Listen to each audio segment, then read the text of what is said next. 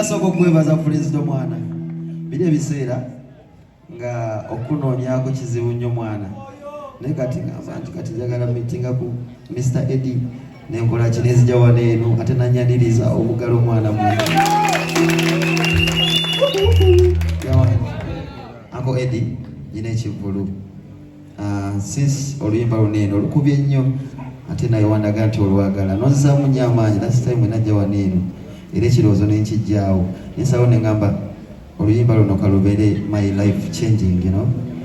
Buli muntu buli muyimbi mu career ye abeera ne concert ye esoose so nange nasazeewo neŋŋamba oluyimba luneeno kandukolemu concert yange oba osanga enabako wenteeka yes kakati nsaba mukyala wange abansabire siwe kiri obuwagizi bwamma siwe kiri bebye waliwo omuyaga kinyankole kiki kyamudodde waliwo omuyaga Chiganda, baby. We talk to these people.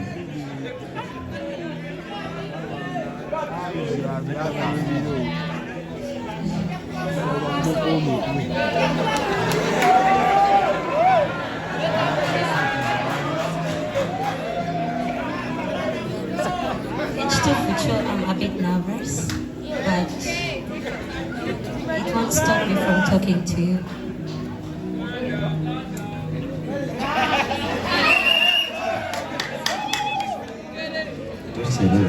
Mogomie.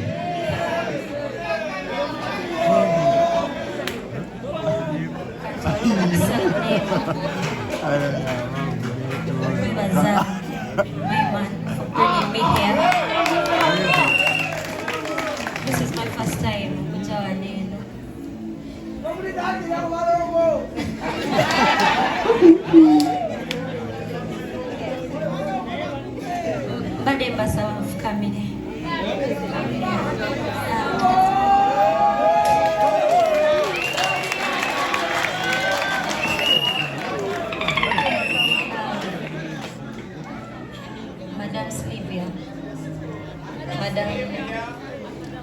Madam Sylvia Otoka.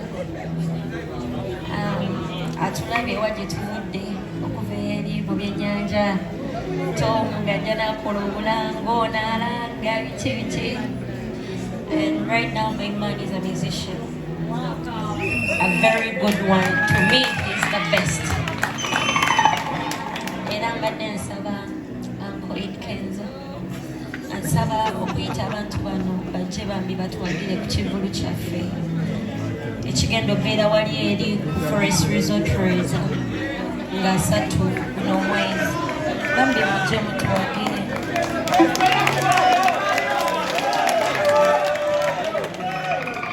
ate namugamba bebi tetubaseera bano bantu baffe twalimuko malabu but at least you come and witness his talent because he's really good.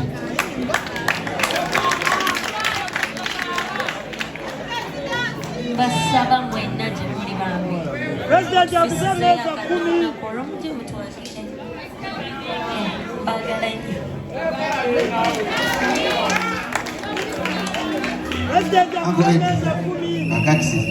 Uncle Eddy. Neetaaga obuwagizi, neetaaga obuyambi, munzikirize bakyale bange bakube ku luseke. Alina kyatabagambye.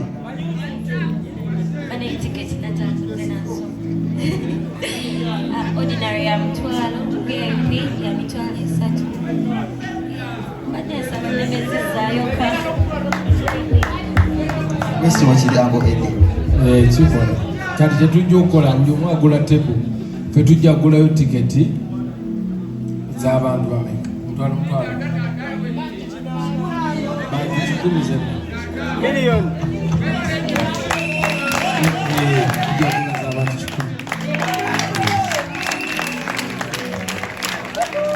10. Silivia ajja kujja naye ye ebibi byawo kasha banisananyine soko jesi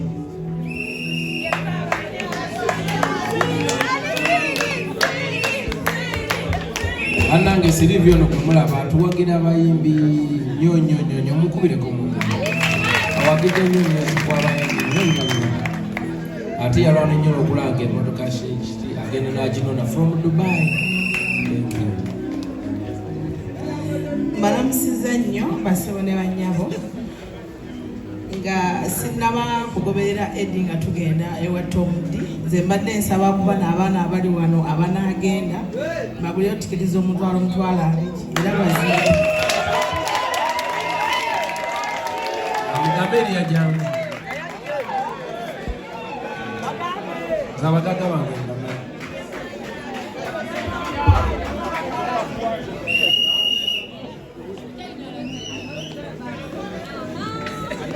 meza 10 mtaka wa meza 10 banange webale nnyo twagala webale na Twitter ate uzu president yayogedde ddulunya nekyoyogera nekikubula president tukole tuki meza 10 president agambye tuguleyo tiketi za mitwalo 5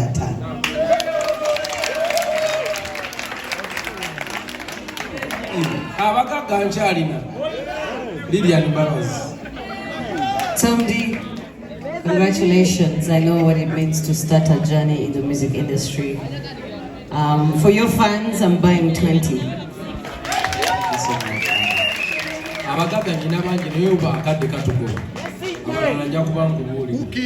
But for now,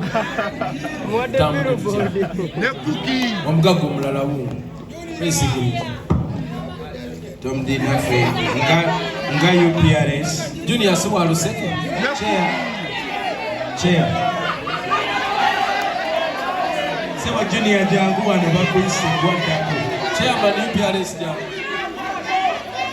chair jangu serious ukayogere Sewa president ndi mulekwa kyekisooka tokanira za tiketi 5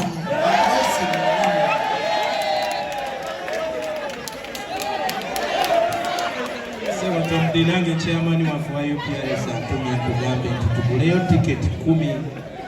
Thank you so much. Thank you so much. Thank you. Obugalo mwe. Bana olwobudde muzikirize naye nga twesangeyo 30th November.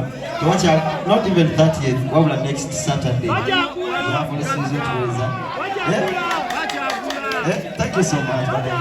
Twesangeyo neyanziza nnyo. Bana mwebale nnyo mwebale ddala.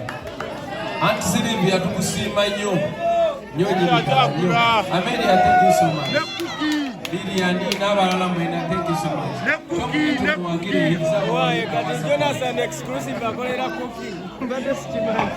Thank you, Mr. President.